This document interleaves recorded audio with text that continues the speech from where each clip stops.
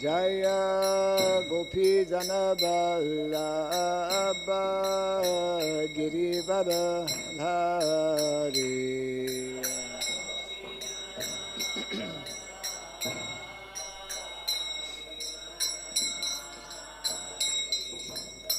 Yashodanandana Brajajana Ranjana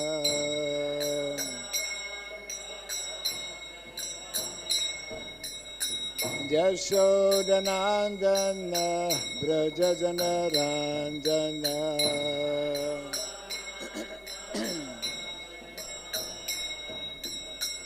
Jamuna Tira Vanachari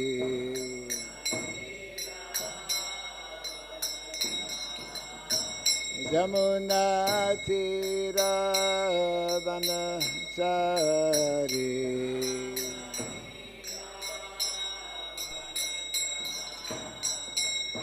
Jaya Radha Madhava Kunja Bihari Radha Madhava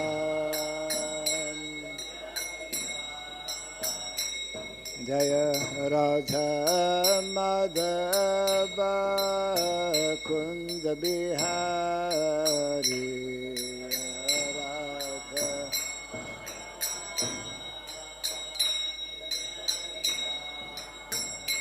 Jaya Gopi Jana Vallabha Girivardhari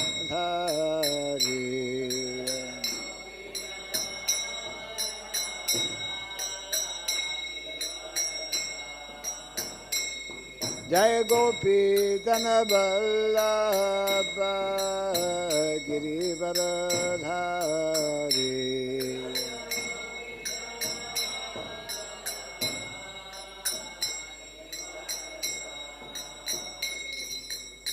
Yashodanandana Brajajana Ranjana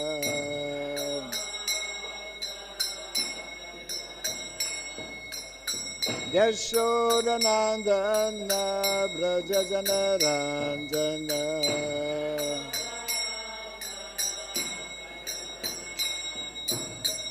Jamuna Tira Vanachari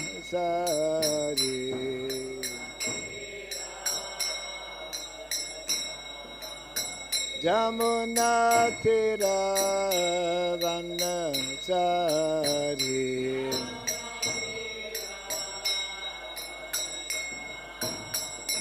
Jaya Radha Madhava Kunja Bihari Radha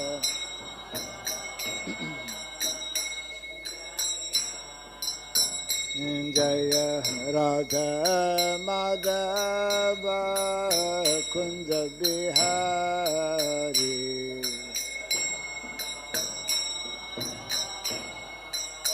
Kunja Bihari Hare Krishna Hare Krishna Krishna Krishna Hare Hare Hare Rama Hare Rama Rama Rama Hare Hare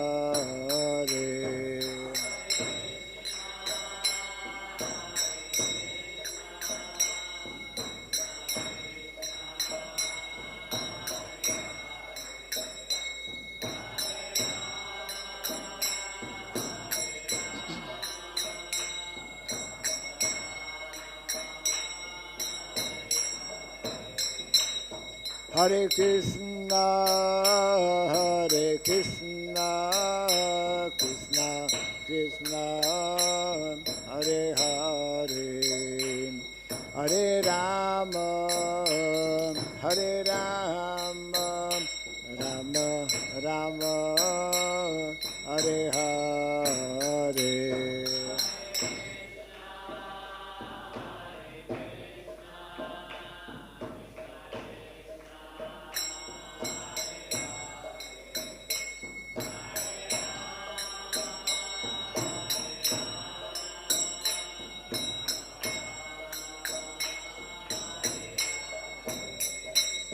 Hare Krishna, Krishna Krishna, Hare Hare, Hare Rama, Rama Rama, Hare Hare.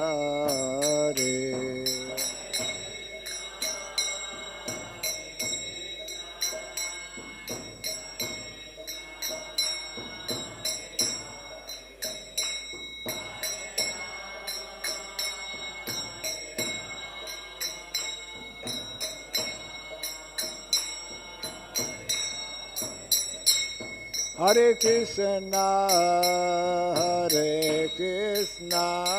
Krishna Krishna, Hare Hare, Hare Rama, Rama Rama, Hare Hare.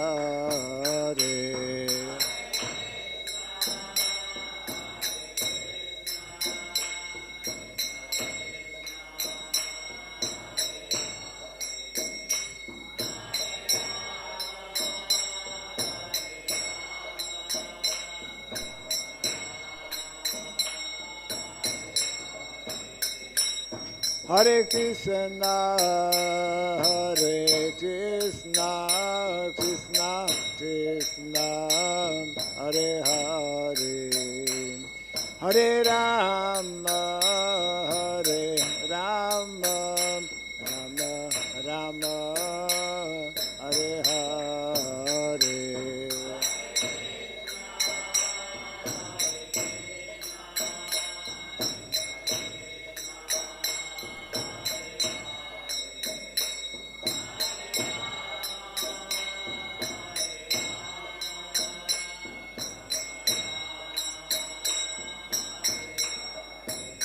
Hare Krishna,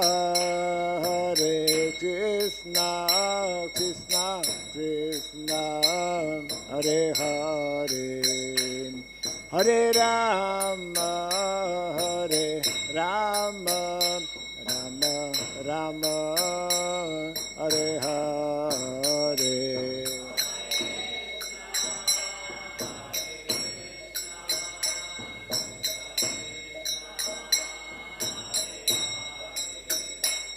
Hare Rama,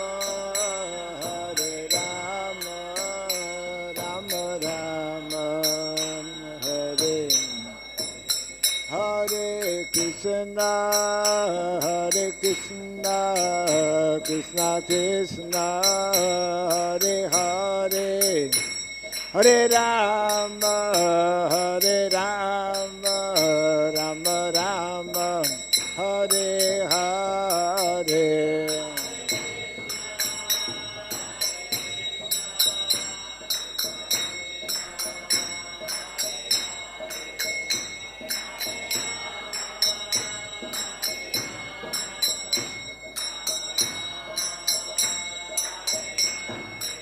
Hare Krishna, Krishna Krishna, Hare Hare, Hare Rama, Rama Rama, Hare Hare.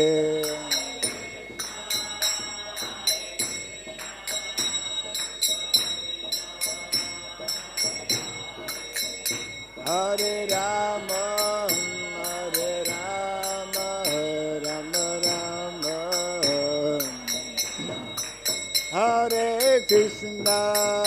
Hare Krishna, Krishna Krishna, Hare Hare, Hare Rama,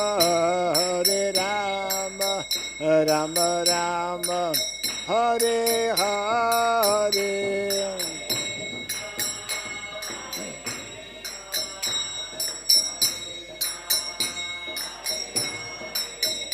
Hare Rama, Rama Rama, Jaya Radha, Madhava Radha, Madhava Radhe.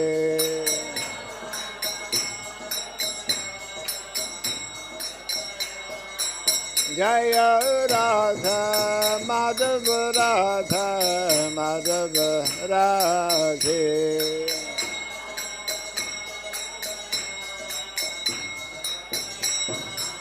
Jaya Prabhupada Jaya Prabhupada Prabhupada Jaya Prabhupada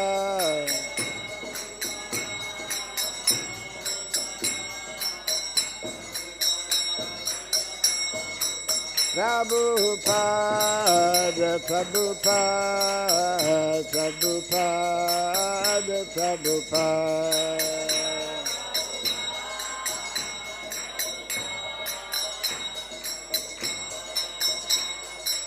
Jaya, Jaya, Prabhupada, Prabhupada, Prabhupada, Prabhupada.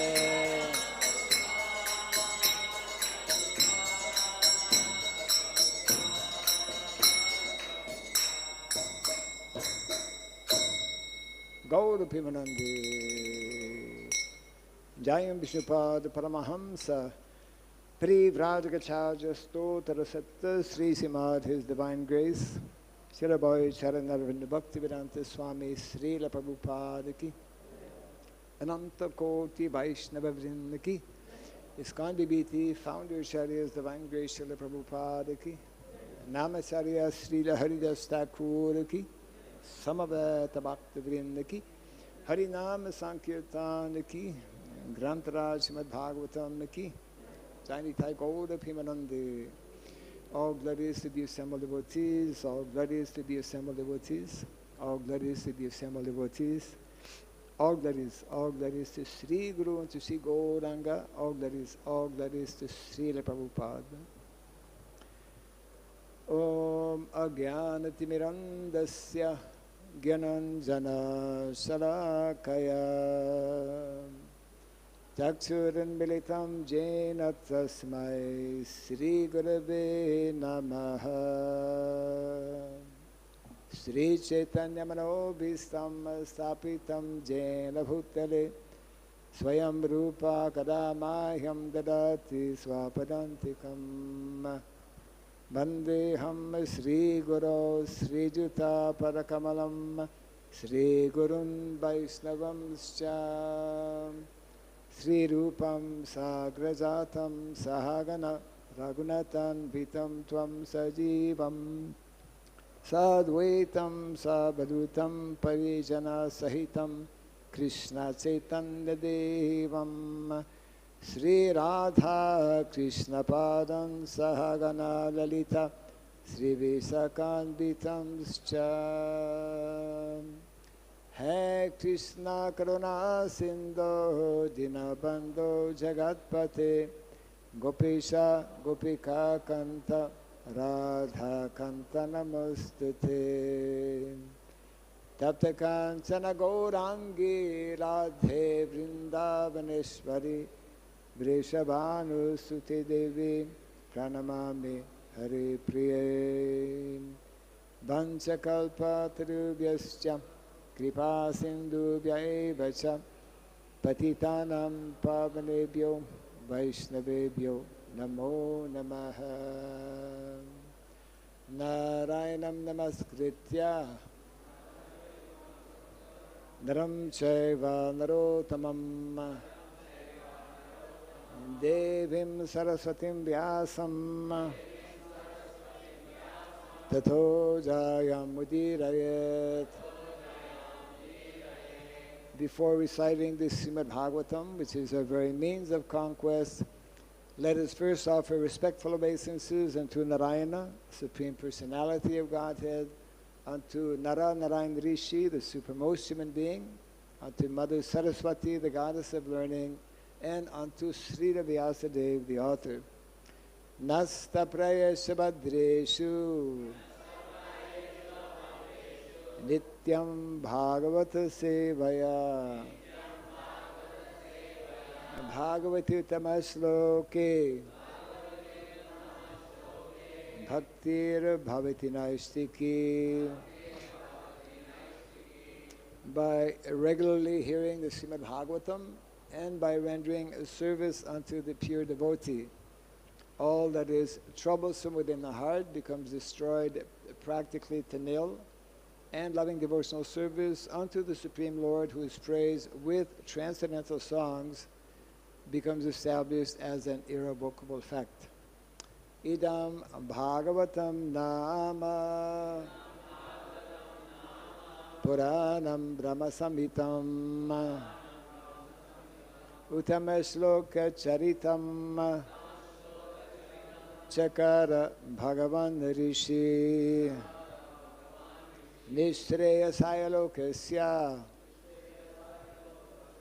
Dhanyam Swasyayanam Mahat.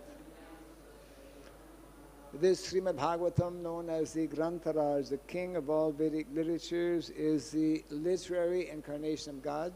It is compiled by the incarnation of God, Srila Vyasadeva.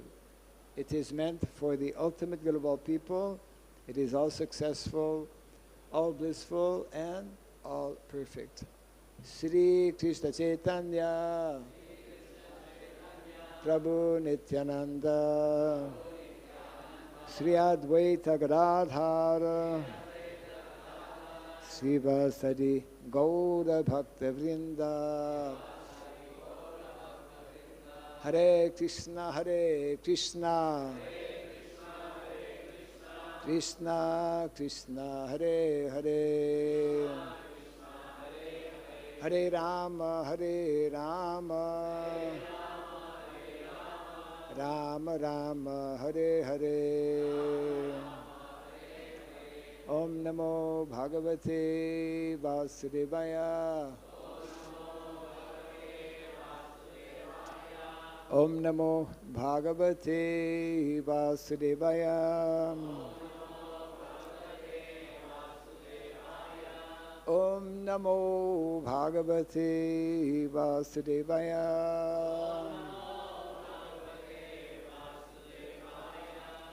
Om Sarabhyai Namaha. Om Sarabhyai Namaha. Om Sarabhyai Namaha.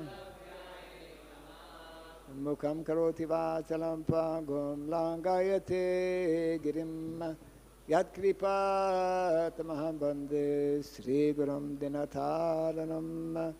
Yat kripa tamaham bande Sri Gurum Dinatharanam. Hare Krishna.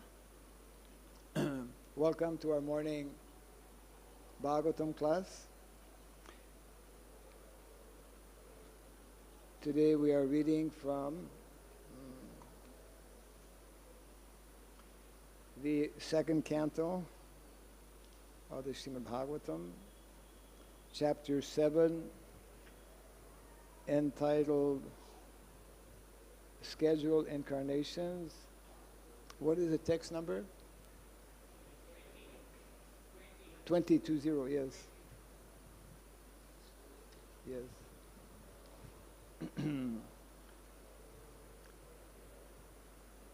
Cakram cha dikṣu avihataṁ daśasu sva-tejo manvantareṣu manu-vaṁśa-dharo bibharti duṣṭeṣu rājasu damaṁ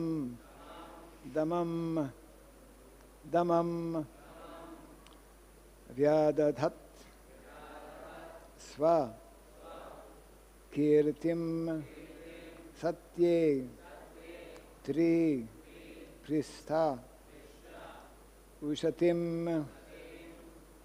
prathayaṁś caritraiḥ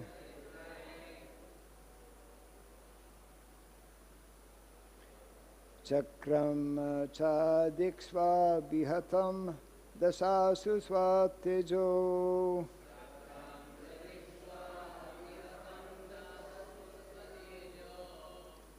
manvantareṣu manu-vaṁśa-dharo bibharti.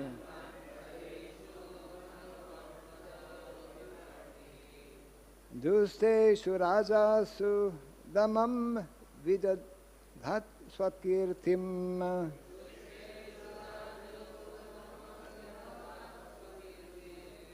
Satye tri-pṛṣṭha uśatīṁ prathayaṁś caritraiḥ.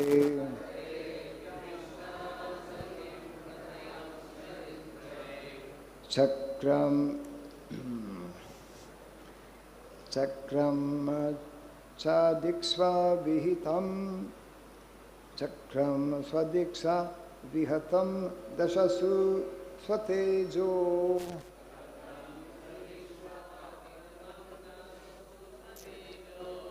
manvantareṣu manu-vaṁśa-dharo bibharti.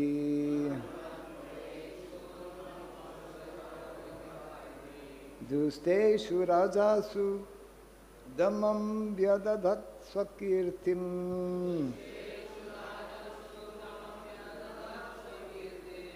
satye tri-pṛṣṭha uśatīṁ prathayaṁś caritraiḥ. cakraṁ cha dikṣv avihataṁ daśasu sva-tejo.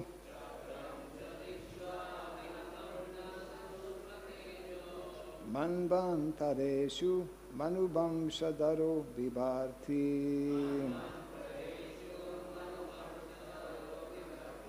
duṣṭeṣu rājasu damaṁ vyadadhāt sva-kīrtiṁ.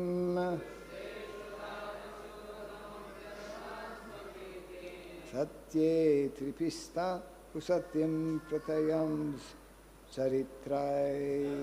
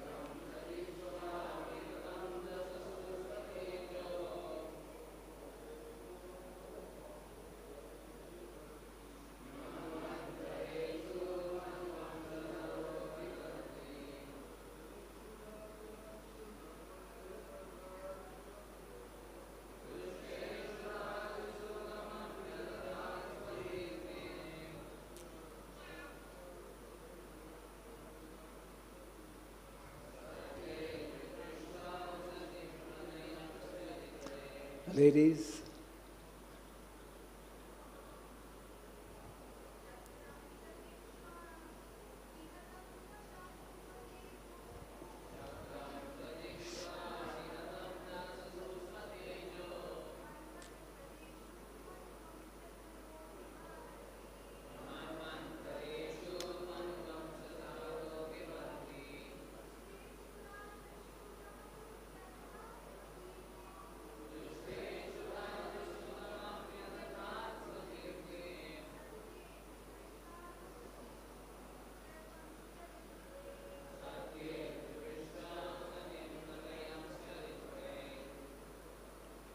cakram, the Sudarśana wheel of the Lord,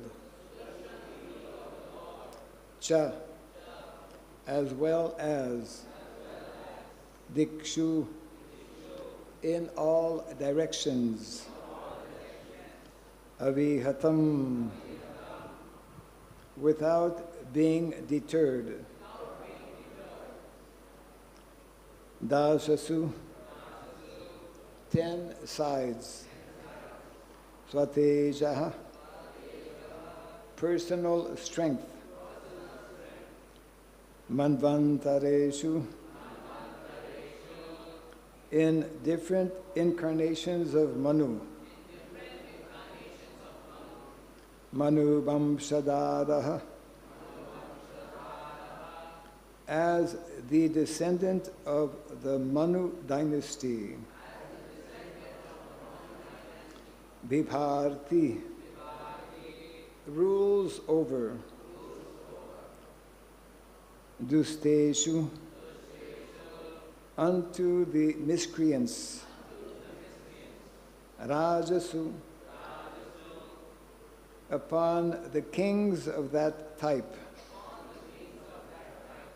damaṁ, subjection, vyadadhāt, performed, sva-kīrtiṁ, personal glories, satye, in the Satyaloka planet, tri-pṛṣṭhe, the 3 planetary systems, uśatīṁ, glorious, prathayaṁś, established, caritraiḥ, characteristics. Translation and purport by His Divine Grace A.C. Bhaktivedanta Swami Srila Prabhupada Ki. As the incarnation of Manu, the Lord became the descendant of the Manu dynasty and ruled over the miscreant kingly order, subduing them by His powerful wheel weapon. Undeterred in all circumstances, His rule was characterized by His glorious fame, which spread over the 3 lokas and above them to the planetary system of Satyaloka, the topmost in the universe. Kindly repeat after me. As the incarnation of Manu, the Lord became the descendant of the Manu dynasty and ruled over the miscreant kingly order, subduing them by His powerful wheel weapon. Undeterred in all circumstances, His rule was characterized by His glorious fame, which spread over the 3 lokas and above them to the planetary system of Satyaloka, the topmost in the universe. Purport. We have already discussed the incarnations of Manu in the first canto. In one day of Brahma, there are 14 Manus, changing one after another. In that way, there are 420 Manus in a month of Brahma, and 5,040 Manus in 1 year of Brahma. Brahma lives for 100 years according to his calculation, and as such there are 504,000 manus in the jurisdiction of one Brahma. There are innumerable Brahmas, and all of them live only during one breathing period of Mahavishnu. So we can just imagine how the incarnations of the Supreme Lord work all over the material worlds, which comprehend only 1/4 of the total energy of the Supreme Personality of Godhead. The Manvantara incarnation chastises all the miscreant rulers of different planets with as much power as that of the Supreme Personality of Godhead, who punishes the miscreants with his wheel weapon. The Manvantara incarnations disseminate the transcendental glories of the Lord. Translation again. As the incarnation of Manu, the Lord became the descendant of the Manu dynasty and ruled over the miscreant kingly order, subduing them by his powerful wheel weapon. Undeterred in all circumstances, his rule was characterized by his glorious fame, which spread over the three lokas, and above them to the planetary system of Satyaloka, the topmost in the universe.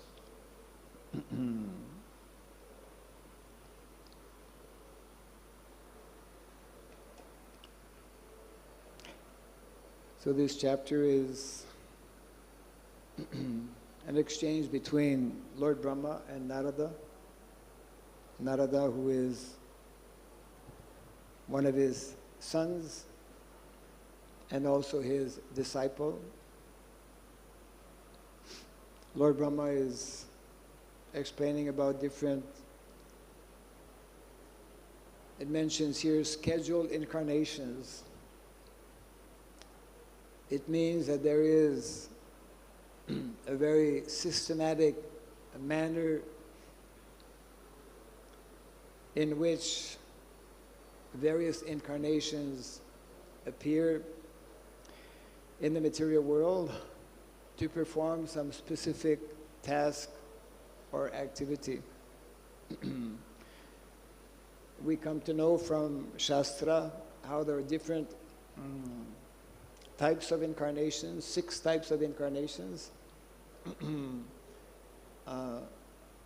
This being one of them, Manvantara incarnations. Very difficult for us to conceive or to imagine, because these personalities, these incarnations, they live for a very long period of time, and they help in the overall affairs of the universe. All of the incarnations appear for one primary purpose, as Krishna explains in the Bhagavad Gita. Dharma samstapanarthaya sambhavami yuge yuge paritranaya sadhanam vinashaya saduskritam. Primarily to re-establish the principles of dharma. So we are actually descendants of Manu. Manu represents actually the Kshatriya order, the Kshatriya Varna. Varna is something that is very much an integral part of Shastra, of the Vedic literatures. It is very much an integral part of the system that Krishna creates. Without personalities like the different manus who appear to just like kings. What are the three primary activities or responsibilities of kings? First duty of king actually is to protect individuals, especially to protect devotees, to protect land, to protect actually all living entities, especially cows, and to protect the principles of dharma. Protection is the first of three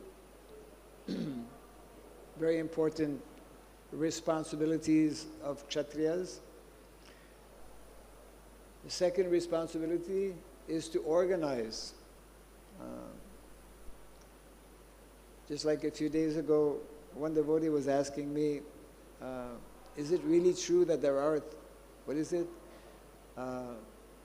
33 crore demigods? That's a large number. We get a little glimpse when we read, of course, the pages of the Bhagavatam, this particular purport describing the duration of one day of Lord Brahma and how many thousands of manus appear.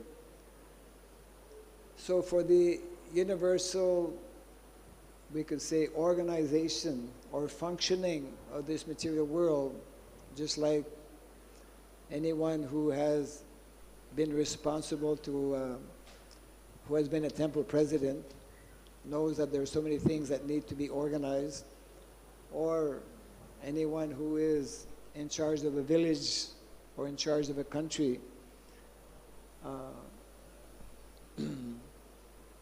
If one is understanding about dharma, there are specific guidelines to be followed.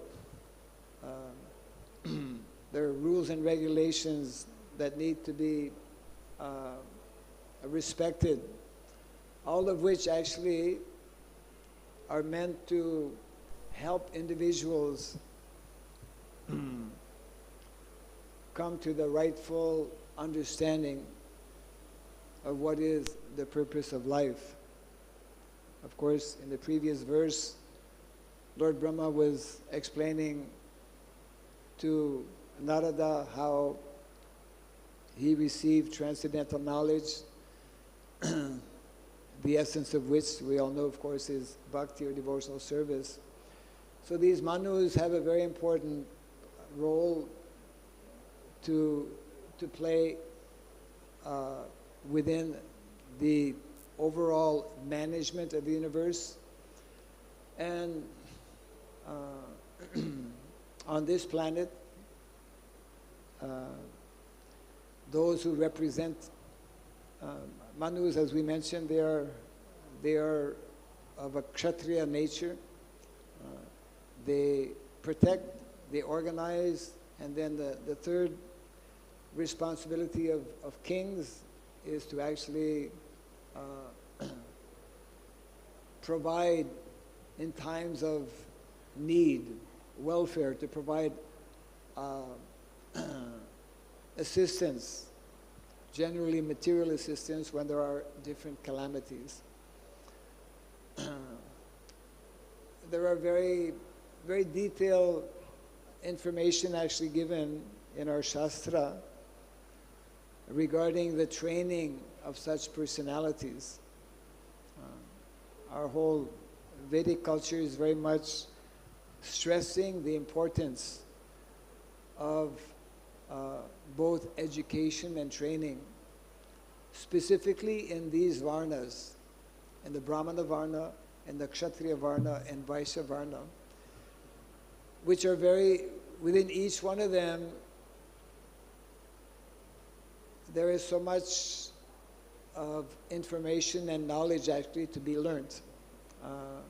And all of them are very, very scientific as well. A small example, something that came to my attention just quite recently. You know, we think about farming, for example, which is one of the four sciences, one of the four Vedic sciences, which is a part of what is called the science of economics. The two main branches being Krishi and Goraksha. Krishi and Goraksha, we hear about it occasionally, but actually Krishi and Goraksha, which means Krishi, farming, agriculture, and protection of cows, is meant to be the standard in society. Has always been actually the standard up until just a few hundred years ago. And Prabhupada has instructed on many, many occasions that it is part of our responsibility as devotees, individually, especially householders, and as a society as well, to reintroduce or revive what is meant to be the real sustainable way in which majority of people are meant to live. And of course, for that we need kshatriyas. But coming back to the point, farming, most of us, how many come from a farming background? Can you raise your hand? Not too many hands up, yeah. Even most people who come from farming background nowadays are not farmers. One of our devotees actually in Pune was sharing with me something that I'm sure most of us have not even thought about or are not aware of. He was relating how this small example of how intricate all of these different sciences are, which we know very little of in modern day society because we don't have rulers who are ruling based on this Vedic knowledge. So this devotee, actually Srinath Prabhu, some of you may know him. He's been involved in the last few years in helping develop a farm community, and was directly responsible to do some research regarding getting some good breed of cows, you know, the whole science. So anyways, he was mentioning how, I believe it was in Gujarat, some place where there are a few, not many, a few organizations that are very serious about maintaining what is called the proper progeny for cows. Maintaining progeny means where guidelines will be followed as given in the Shastra. Good progeny is there for human beings also. It is also there for animals, especially for cows. Just like we hear about horses. Horses, people who are into racing horses, they know about what is called pedigree. They will only buy a horse based on its history and lineage. We also speak about lineage in the context of our Vedic culture, in the context of Varna, for example. It's one of the principles that one should know. You know, what is your lineage? Gotra in India, people are often asked. So anyways, this devotee was visiting this particular place, an organization that is especially trying to maintain this proper progeny for the cows. And so he came to know how traditionally, whenever a farmer wanted to have his cow become pregnant, he would ask the local pandit. Every village would have local priests, generally referred to as, what is it? Kulu Guru, family guru. So he would ask him when, or I want to, my cow to become pregnant. The pandit, the local pandit, would ask him, well, do you want a male calf or a female calf? And then, because we don't think about that very much, as a matter of fact, we probably don't think about it at all, but if one is a farmer, depending on how many cows he has, well, if he has many bulls, then he probably want a female calf to have milk for the family and whatnot. If he has only cows, then he probably want a bull, because bulls are very, in the traditional way of doing, they're very useful. They're essential, actually, in many ways, for pulling, for plowing, etc. So then, depending on his need, then the local purohit, he would tell him, okay, if you want a male calf, then you should cross the bull with a cow during what is called Krishna Paksha. The month is divided into two periods in connection with the moon. So, in other words, there are specific times that will give a specific result. And then he visited again, and he came to know, this devotee, that to get the maximum benefit, then it should be on an alternative day, not like on the first or the third uneven day. Yeah.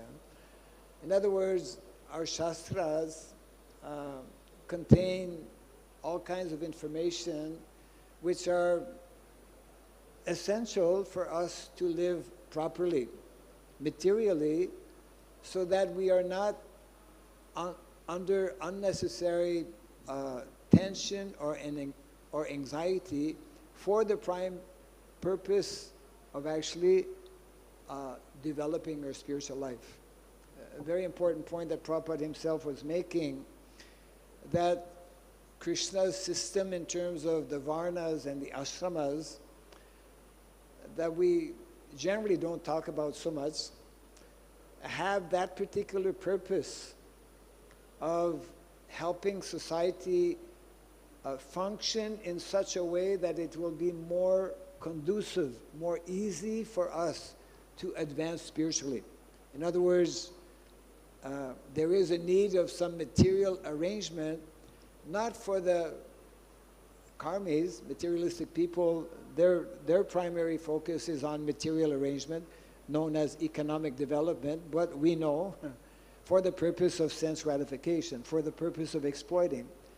But in the Vedic culture, there is a need for material arrangement. There is a need for basic economic development, the best of which is based on this Krishi Guraksha, so that we minimize our entanglement with the material world, with the material energy, so that we have the maximum time for giving to our development of Krishna consciousness.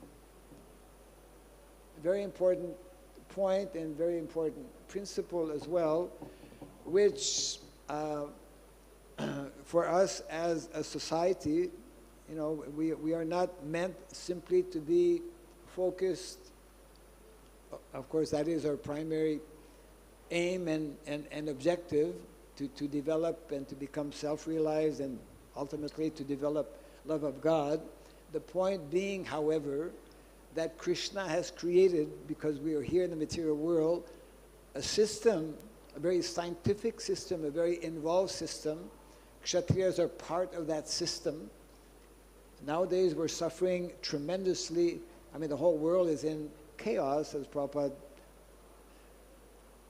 would remind us and explain to us. largely, mainly, because we don't have such qualified individuals who are governing society. Largely because we don't have qualified individuals who are having deep knowledge and understanding of Shastra in terms of Brahmanas. So all of these aspects are very important for us, both individually as devotees and also collectively as a society, because we are meant, isn't it? ISKCON as a society is meant to give not only knowledge but also to give example. We are meant to show example. We are meant to not only talk about this wonderful philosophy that we have, but we are meant to actually live that philosophy, both spiritually and materially. We tend to forget about the material side. In the spiritual world, we don't have to think about that because there's nothing material. But we are here in the material world, and it's a whole science to actually balance both of these. So, actually, I suppose any verse that we may take from the Bhagavatam or from the Bhagavad Gita, there are so many different angles of vision that one can look at, and all of them are valid as long as they help us to reach the ultimate goal of life, which for all of us is to, of course, finish our business in the material world and go back to the spiritual world. I touch on this probably more often than not, because it's an area which is in many ways not sufficiently, I would say, from my perspective, not sufficiently addressed. In other words, we have these, this knowledge and these sciences in our Vedic literatures, which, some of which are material sciences, which are meant to be learned and understood by some of our brahmanas, because they are meant to help all of us as devotees and the common people as well, how to live in such a way that we can more simply and more easily meet our basic necessities of life, and in this way be successful in life by becoming ultimately self-realized.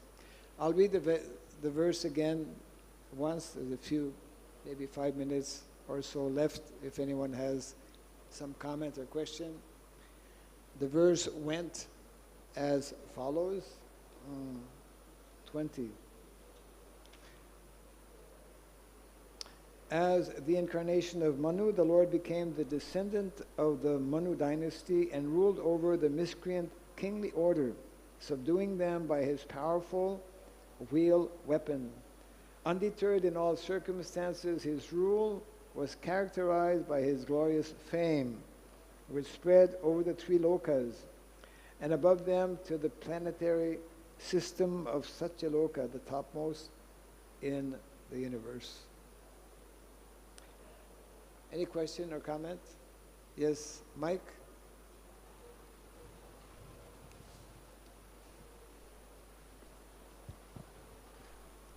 Hare Krishna Maharaj, thank you very much for your class. Maharaj, I was trying to understand, like one of the scheduled reincarnation of the God is Lord Chaitanya Mahaprabhu. So, to my mind, I'm trying to understand how he was really, like, it's often... How he was really?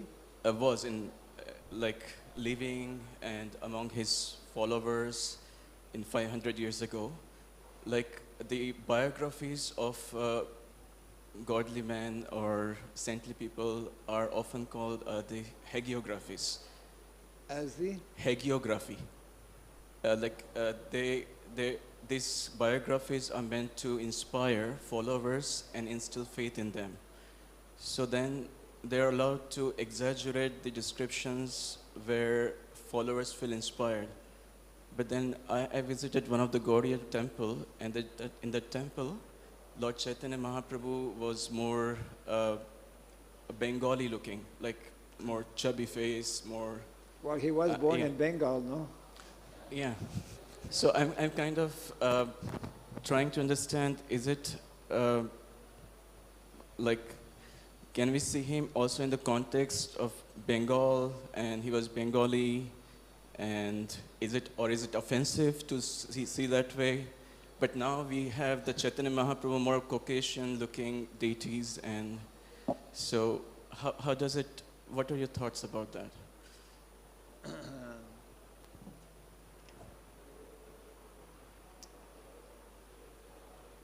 So, if I understand, your question is it offensive to think of Mahaprabhu as being kind of like a Bengali,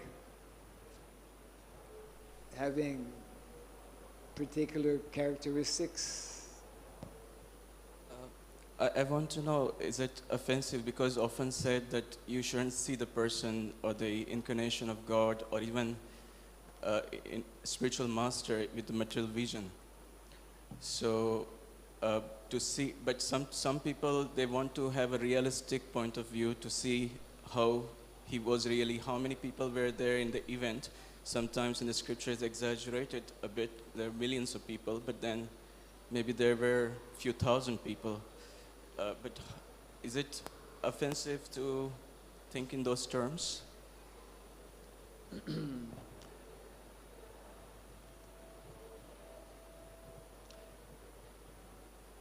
Well, the reality is that, I mean, Chaitanya Mahaprabhu was born right here in the Dham of Navadvip Dham. So it's quite natural that he would have what we may consider as material characteristics, but he is not an ordinary personality. He is the Supreme Lord. From what we are, all the different incarnations, they appear in different places. They naturally will take on certain bodily features that will be akin to that particular place.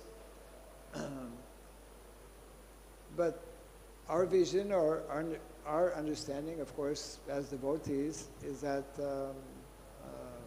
we go beyond those material, designations, or we're not caught up as such.